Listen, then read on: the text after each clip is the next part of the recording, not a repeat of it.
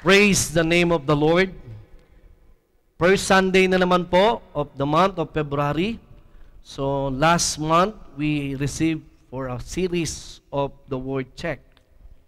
So God is always reminding us for the month of January to check our lives, to check our relationship to Him, to check our relationship with other people. And this month of February, we will receive a series of holiness. So now, we will talk about the holy, holy, holy. Ano kaya ang ibig sabihin ni Propeta Isaiah nung sinabi niyang banal, banal, kabanal-banalang Diyos? And next Sunday, we will talk about the holiness of Jesus. The third Sunday, we will talk about let's worship the Lord for He is holy, a holy God.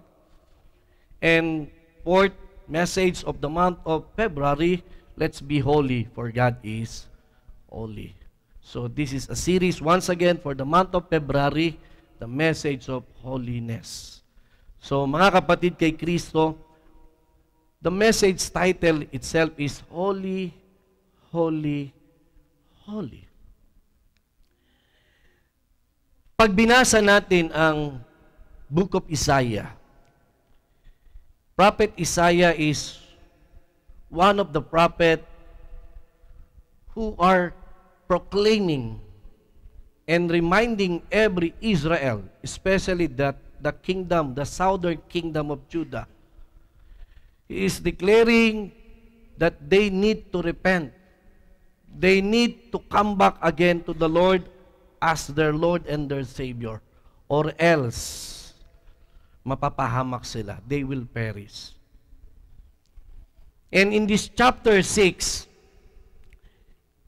pwede tayong magtaka dahil sa first verse ng chapter 6, makita natin the King Uzziah was mentioned. It was written in the year that King Uzziah died.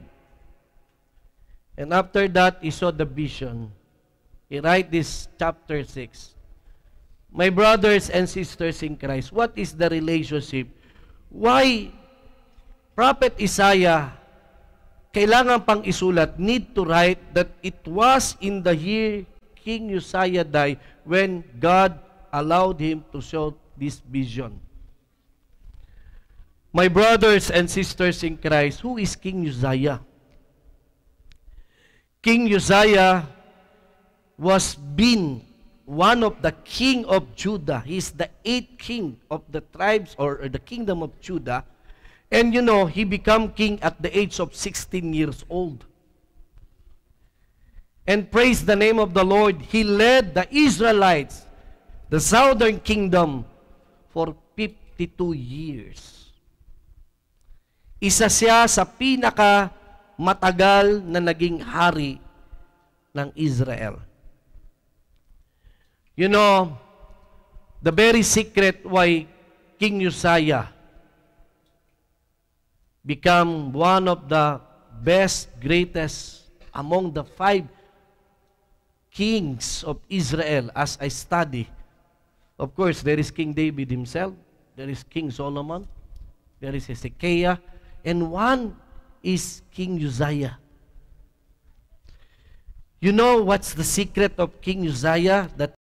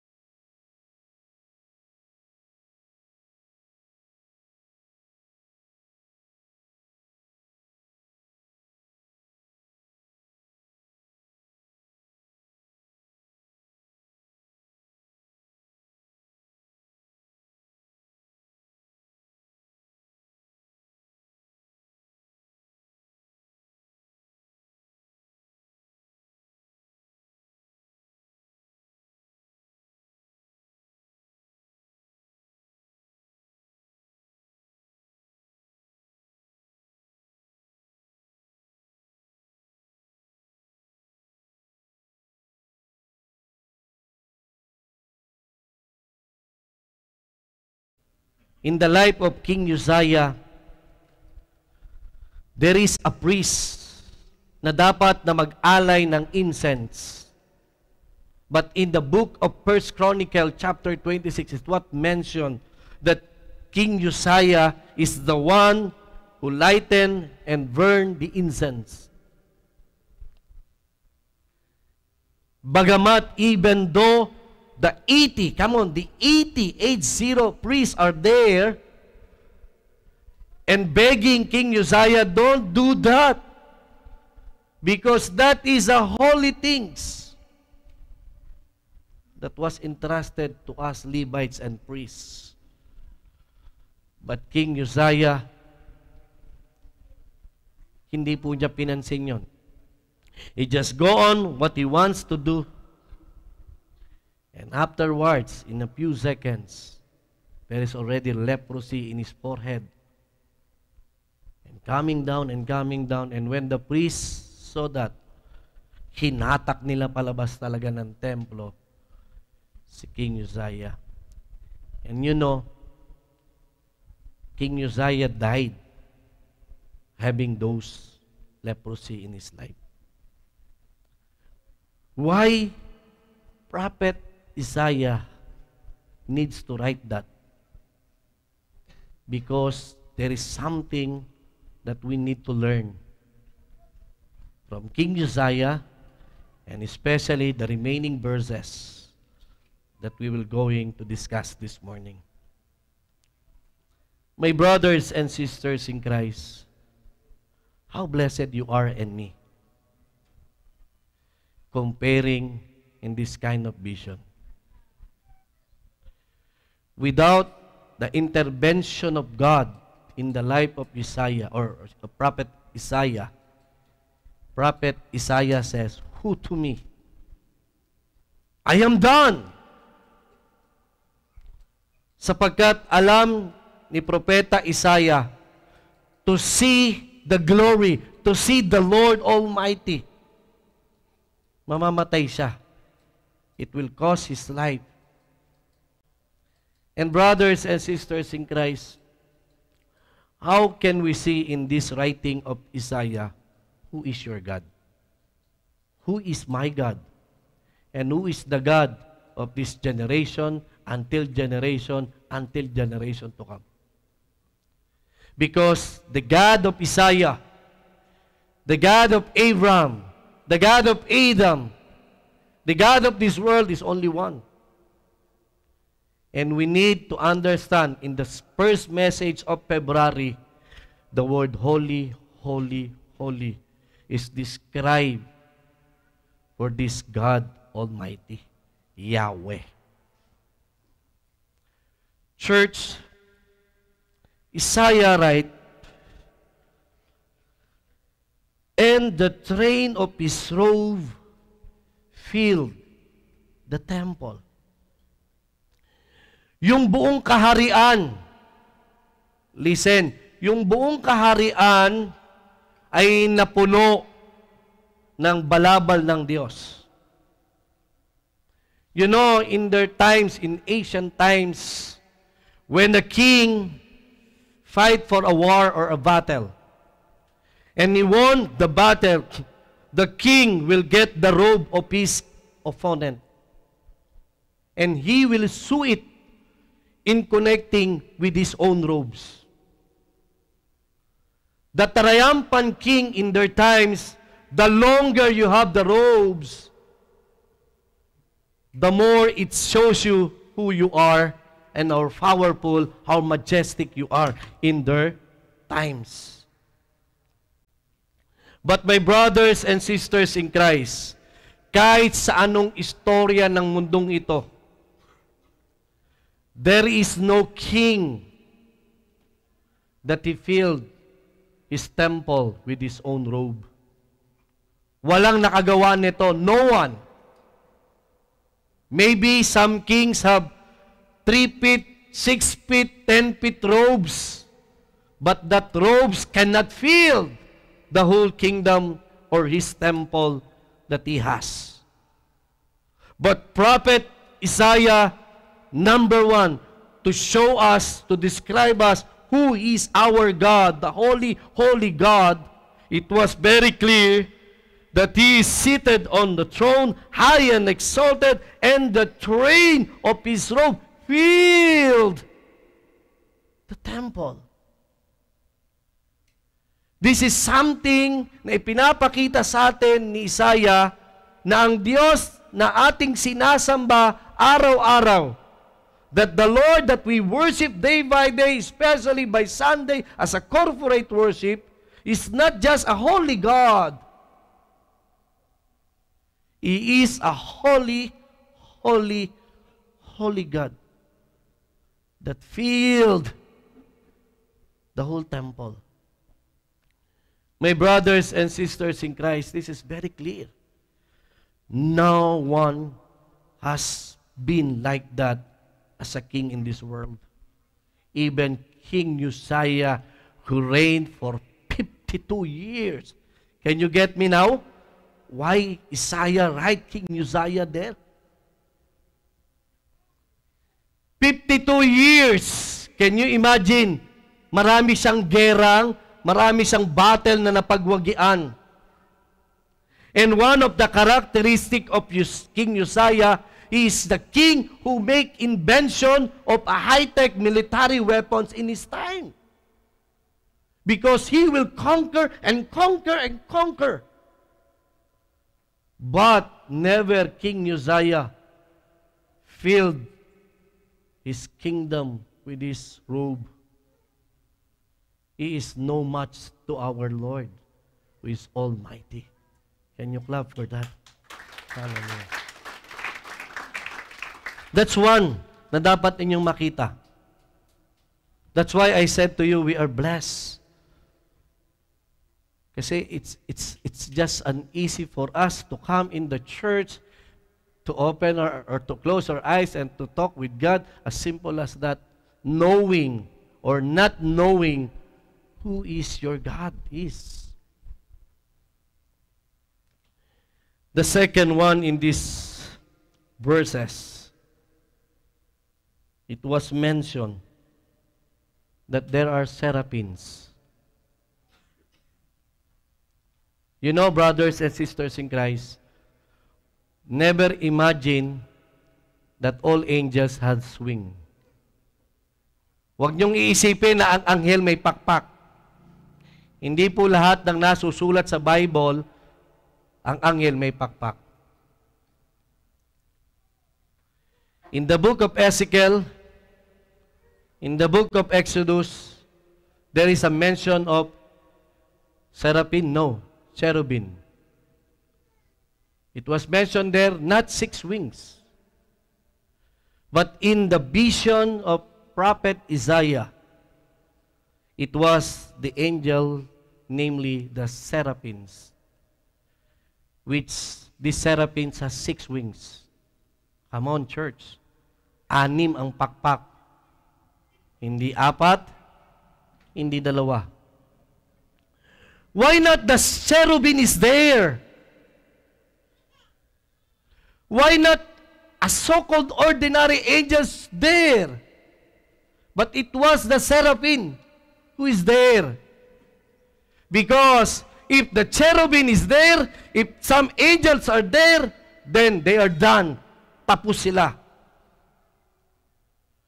Because that 6 wings, again, will give us who our God is.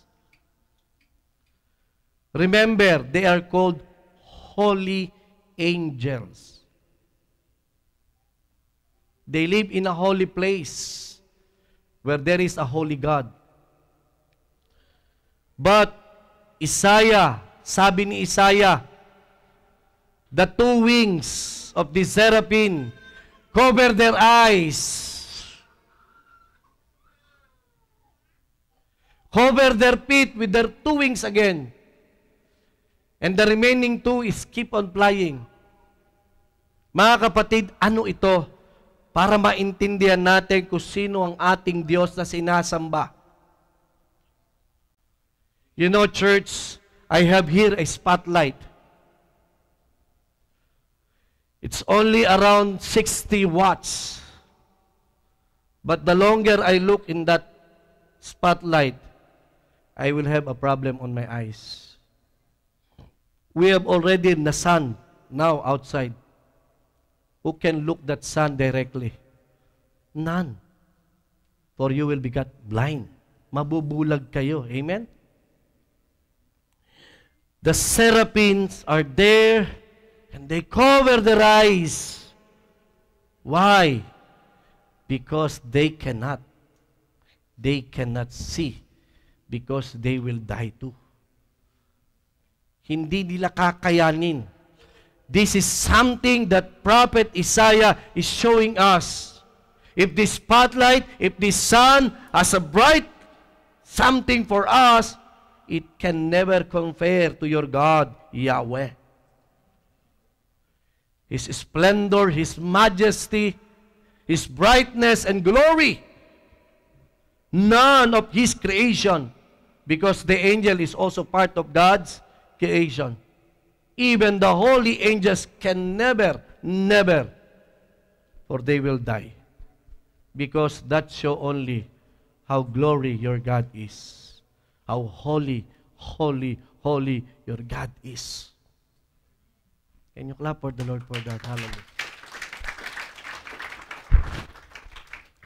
Not only they cover their eyes,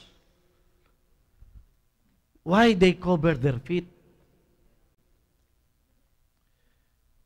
Tingin ko tama na tinakpan na lang yung mata eh.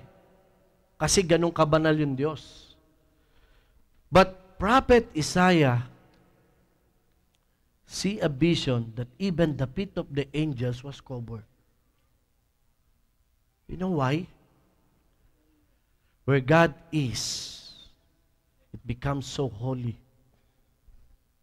And the angel knows if their feet will be on the ground, same as Isaiah, they are done.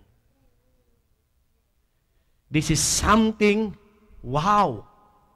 This is something that the ground become holy because of that holy, holy, holy God.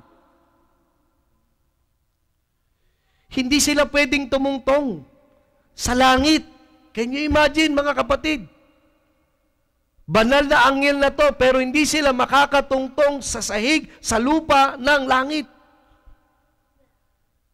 Ganoon dinidescribe ni Isaiah kung gaano kabanal ang Diyos. And remember Moses? Moses, remove your sandals, for you are in the holy ground. Can you see that? Dito pinapakita for the second time that Isaiah is describing who is our God. A holy, holy, holy God. And you know, that vision doesn't end on that. After, it's just like Isaiah is sitting on a big chatter and all he sees is, wow, wow, wow, wow, wow. Why? The seraphims are saying, holy, holy, holy, Lord Almighty.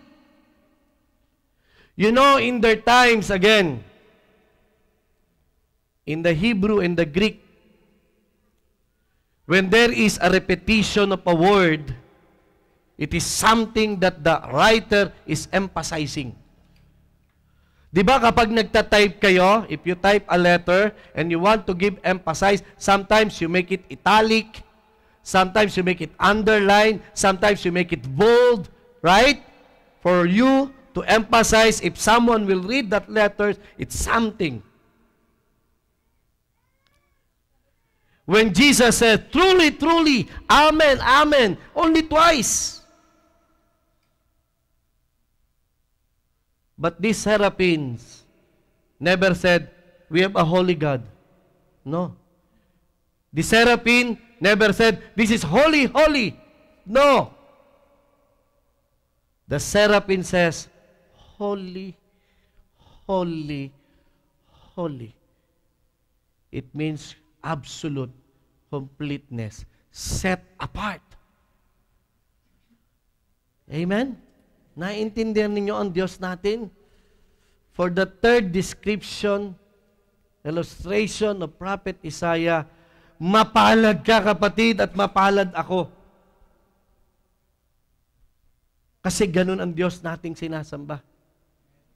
This is your God. He is set apart.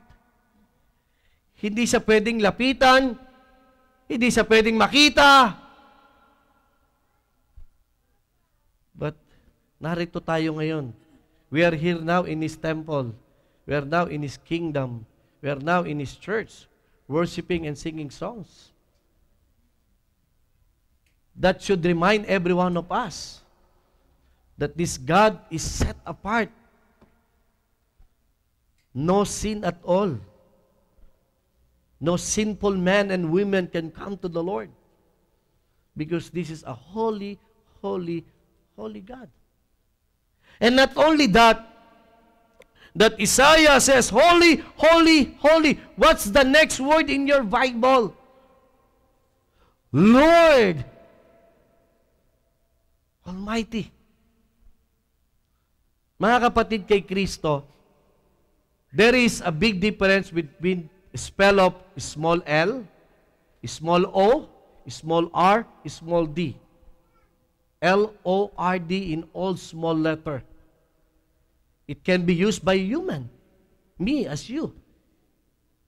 In the Europe, I think they're called Lord Marlon, Lord Dave. But when you make the first letter L to become capital, shame on you if you use that as a man. Capital L, small o, small r, small d is something that describe the attributes of God as Adonai. But if you look your Bible, that is not capital L, small o, small r, small d. It is written in capital L, in capital O, in capital R, in capital D. That's not just an attribute of God, but it is the name of God, Yahweh. Amen. Can you clap for the Lord for that? This is something that Isaiah is telling to us now. Naintindihan niyo po ba ako? Grabe yung Diyos mo. This is something that, oh, praise the Lord. And after that, he saw the angels saying to one another, saying to one another, saying to one another, holy, holy, holy, holy, Lord God Almighty. It was said, then the smoke. There is the smoke that also filled the temple.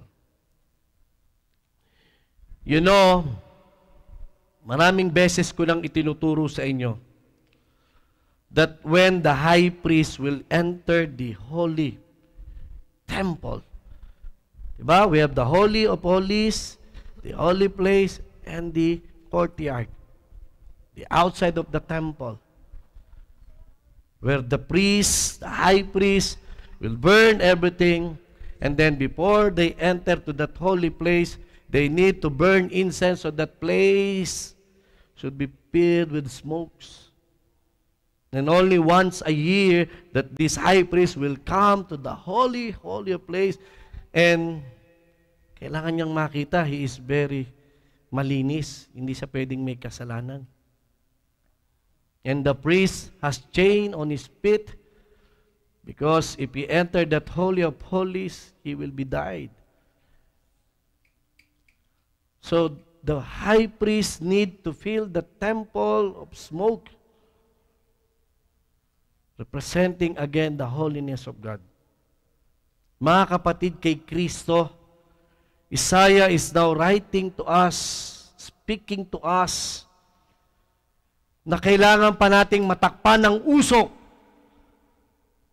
Diba, when you go to Tagaytay, especially this season, there is fog.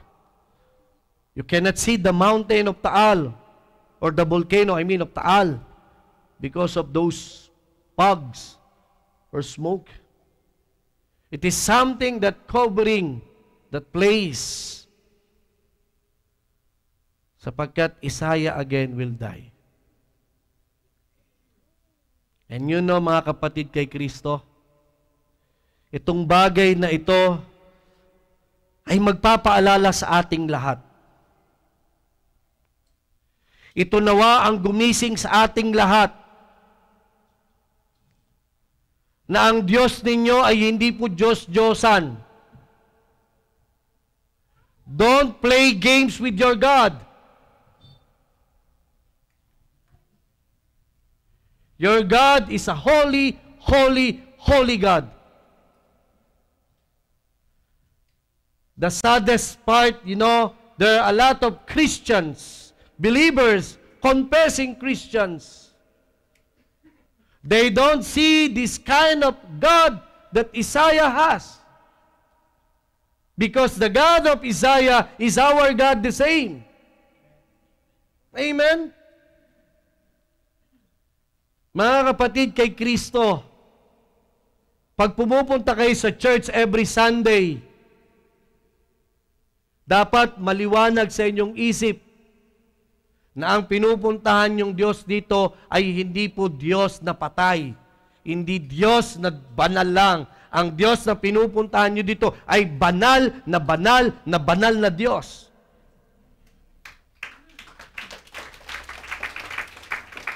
At napakahalaga sa araw-araw ng pamumuhay natin in every day of our lives. Not only in the church.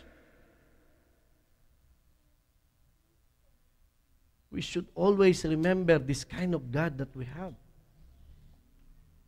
And that will be discussed more details on the 4th Sunday of this month. But how do Isaiah see himself now in this chapter 6?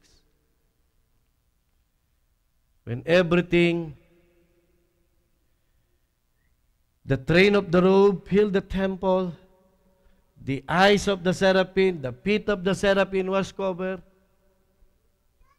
The word holy, holy, the word letter L-O-R-D capital, it's not just saying the attributes, but God Himself, Yahweh. Smoke. You know what's the response of Isaiah to himself? He said to himself, who to me? I am ruined. I am done. Mamamatay ako. Sabi ni Ate Cheryl, tapos na. I'm done. Why? Why? Because Isaiah is a simple man that come from a simple tribes in a simple land. Same as you, as me. Amen? You know, church, without the intervention of God in the life of Isaiah in this vision, even if it is a vision, Isaiah is done. But you know what God has done? One of the seraphim took a tongue, took a live coal, and then it was put in the mouth and lips of Isaiah. And praise God! The angel says, you are forgiven. You are cleansed. Amen? And another voice, not this time from the angels, not from the seraphims. May narinig na tinig si Propeta Isaiah, and now it comes directly from Yahweh. Whom shall I send? Sino ang isusugo ko para ipakilala ako sa tao? Then Isaiah raised his head. Here I am, Lord. Send me. Send me. Mga kapatid kay Kristo, How come that we can see God face to face? How come that we are easily just closing our eyes, saying a word, and the Father is listening to us? If we know this kind of God is a holy, holy God. You know? Because of this. Can you say the word? Jesus. Without Jesus on the cross, no one of us will come to what Isaiah has seen. Amen? Wala. I am a sinner. And I do believe you are a sinner too. We are all fools. But praise God. Without Jesus on the cross, no one. That's why we are blessed. Because we will see God face to face one day.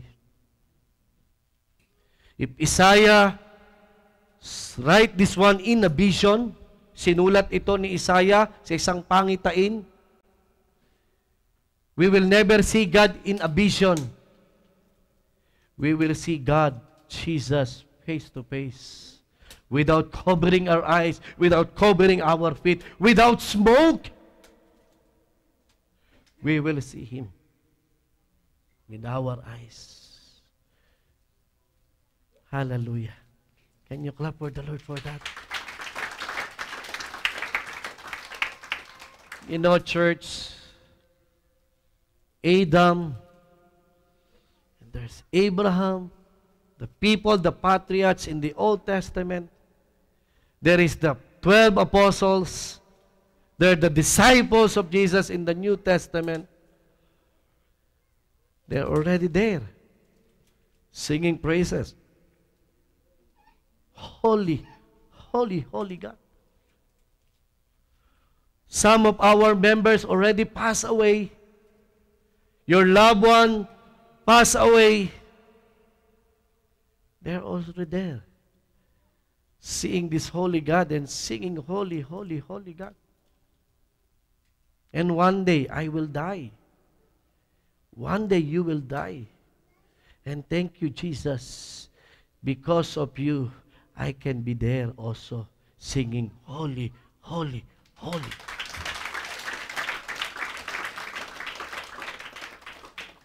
Church, you are here now to listen to this message. Why? Why? Because you have to tell this nation. You have to tell some of your relatives. You have to tell some of your classmates. You have to tell with your co-workers. You have to tell your neighbors. If they will not be part of this vision of Isaiah, then they are. I don't know how the word can be described. Pinaka-worse.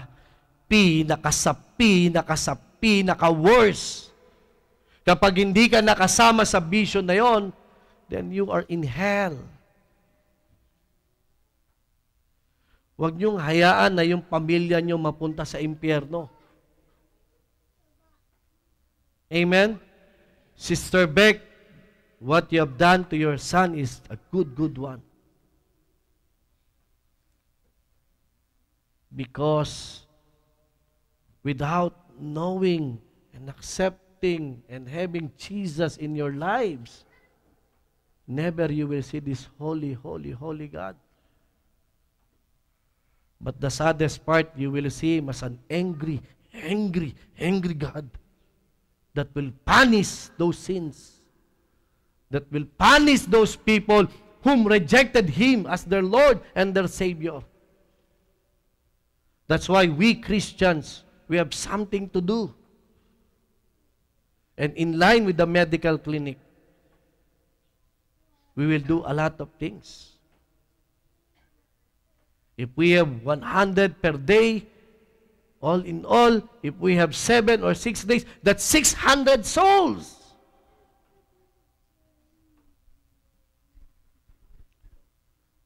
let's describe, let's tell them kung sino tong Diyos natin. Amen? Diba? You are blessed, I am blessed. Not because we have money, not because we have houses, not because we have cars, not because whatever we have in this world, but because we have Jesus in our lives. And that is a passage. That's a ticket for us to see this chatter of the Lord Almighty. Hallelujah. Forever and forever. Amen? So may this message of the Lord reminds every one of us. We have a holy, holy, holy God. 1,000 generation will come. 1,000 of generation had already passed.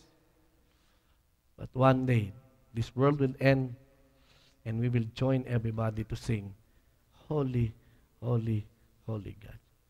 Hallelujah. Let us pray. Our dear God, our loving Father, salamat po sa mensaheng aming natanggap. Ama, bilang member ng Lighthouse, dalangin ko, Lord, na ito ang magbago sa bawat isa sa amin. Hindi namin dapat nilalaro yung aming buhay Kristiyano. Hindi namin dapat hindi binibigyan ng halaga at bigat yung aming kaligtasan. Lord our God,